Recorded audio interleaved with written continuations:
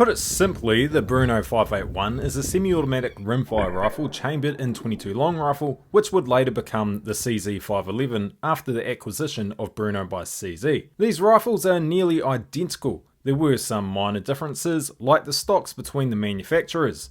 Pretty much all the parts in each brand of the rifles are interchangeable to make either firearm operable. Pretty much the same father, but different mothers. Unlike the 581's successor, the CZ 512, which has a polymer lower and an alloy upper, the 581's receiver is made solely out of metal with no polymer parts. Production of the 581 would begin in the late 1950s, with production of the rifle ceasing during 2011. In 2012, CZ would replace the 511 with the release of the CZ 512. The 581 is chambered in the .22 long rifle cartridge. It originally would come with an 8-round magazine that sits nice and flush with the trigger guard. Though if you do not live in the Union of Soviet Socialist New Zealand Republic, you can get 16-round magazines as well. The magazines for the 581 are as rare as hen's teeth though, and if you see one for sale, they will usually set you back an arm or a leg. By itself, the rifle is known to be extremely accurate and somewhat reliable,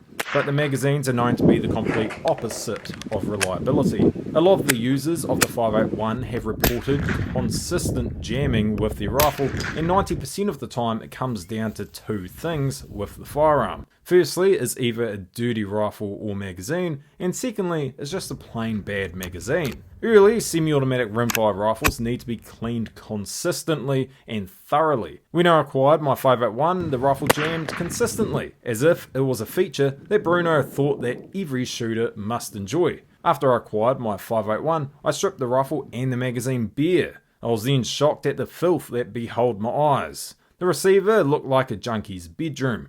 A thick layer of grime had built up within the action, and when racking the bolts, it felt like it was riding on a gravel road. Cleaning the rifle thoroughly did improve the reliability substantially. The bad magazine issue can also easily be fixed by bending in the tabs at the rear of the magazine. These tabs determine the angle that the cartridge will be at when it is going into the chamber of the rifle. A majority of the time, the angle of the cartridge is just too high, and then causes the cartridge to get squished between the breech face and the barrel when shooting. During the rifle's production, most semi-auto rimfire rifles were not renowned for their accuracy, but the 581 is a tack driver even with just plain old iron sights. My body admittedly is aging faster than a person can swap genders in 2025, and therefore my eyesight is slowly diminishing. But even I can still hit a 6-inch gong with ease out at 100 meters with irons on this rifle. Getting a sight picture with the 581 is extremely easy for a large bloke like myself. I genuinely prefer firearms where the receiver is a darn sight higher than the stock, so my fat head fits snugly behind the receiver, and thus I easily acquire a decent sight picture. The rifle balances extremely well and it fits like a glove.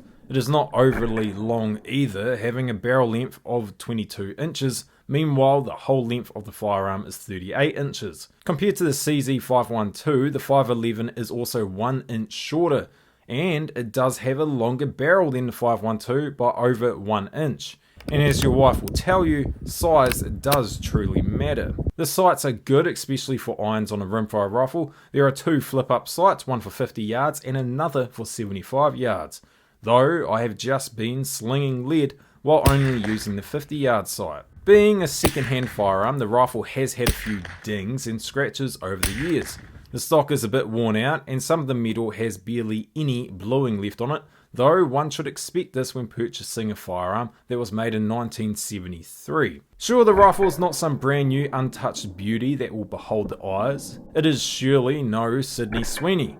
It's more of a fine-aged, mature woman. With age, you tend to have a few loose joints and not bounce around as much. But when everything is lubed up correctly, everything just seems to slide in and out with pure satisfaction. It's beautiful, well-aged, and bloody accurate. Thank you all for watching. Best way to support this channel is to subscribe and like this video, and also comment something that helps with the algorithm.